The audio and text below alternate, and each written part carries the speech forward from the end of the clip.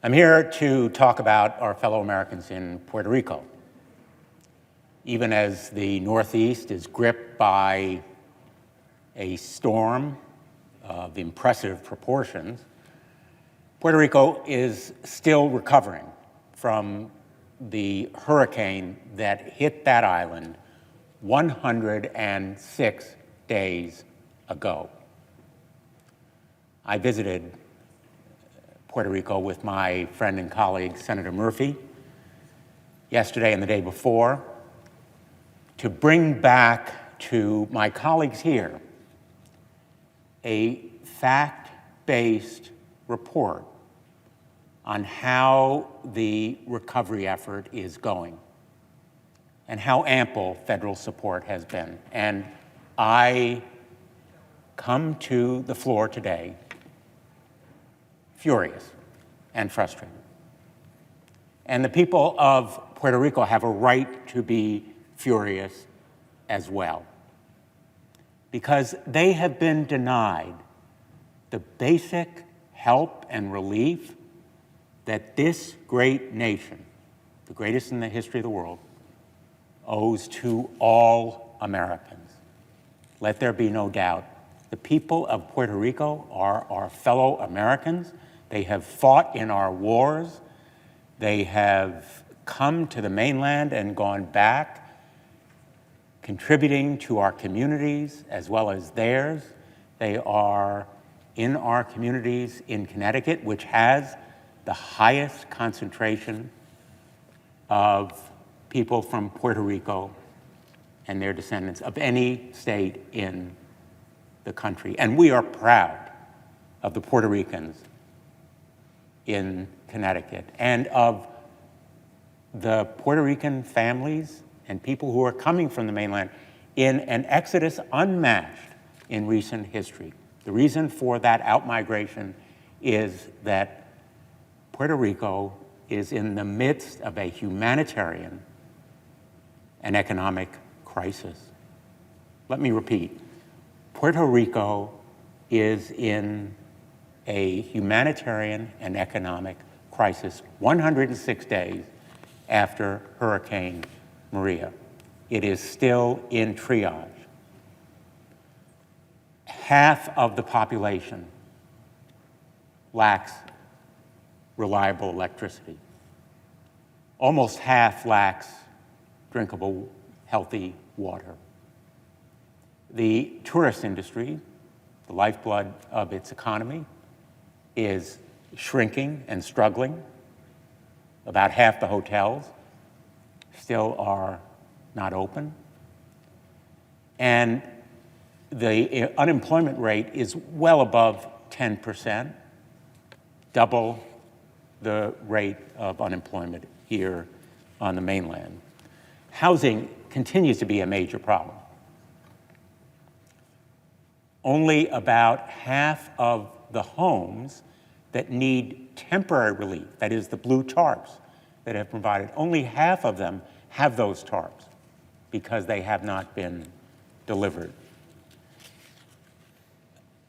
I want to pay tribute to the first responders, the Corps of Engineers and FEMA workers, as well as the National Guard from Connecticut and elsewhere, who are on the ground, serving and sacrificing for their fellow Americans.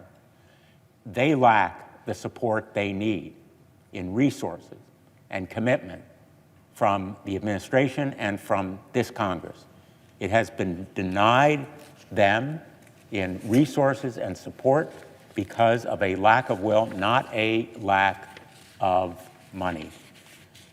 Schools still, many of them are shuttered, and students have been denied the privilege to continue their education.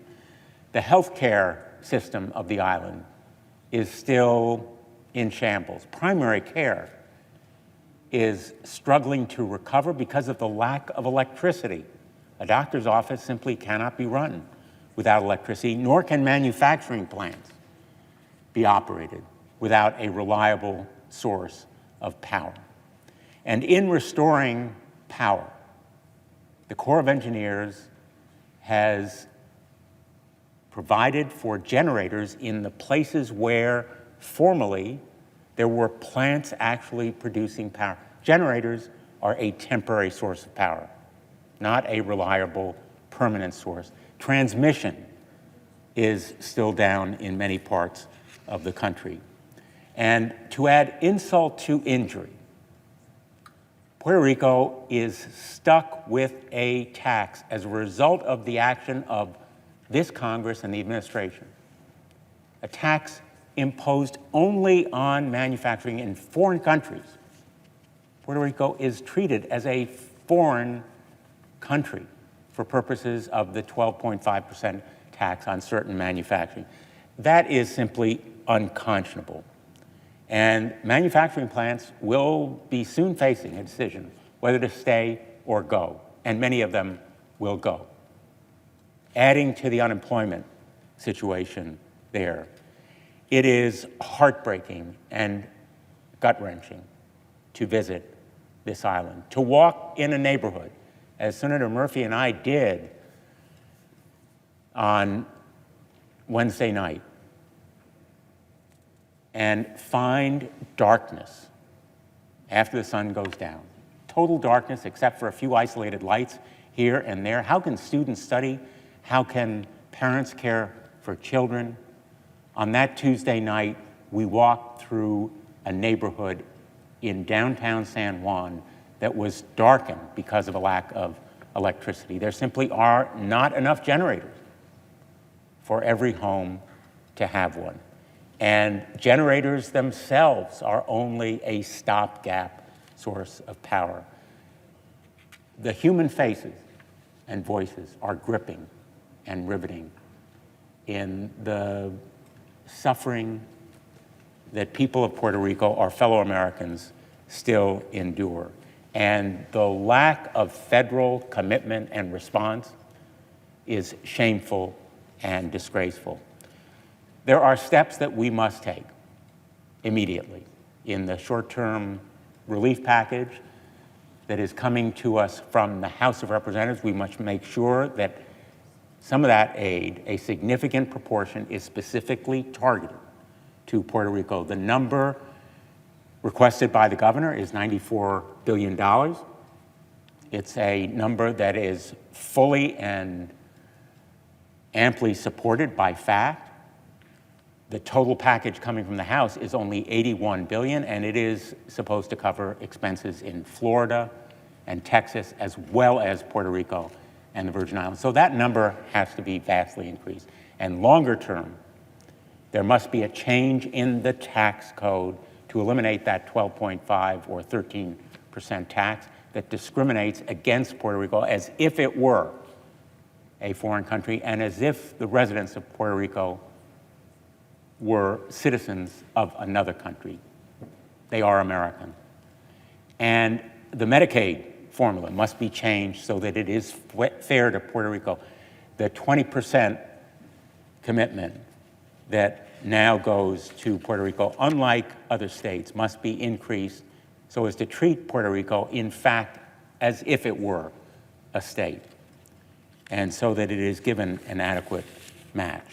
These kinds of common sense steps must be the beginning of more than just repair, more than just rebuilding.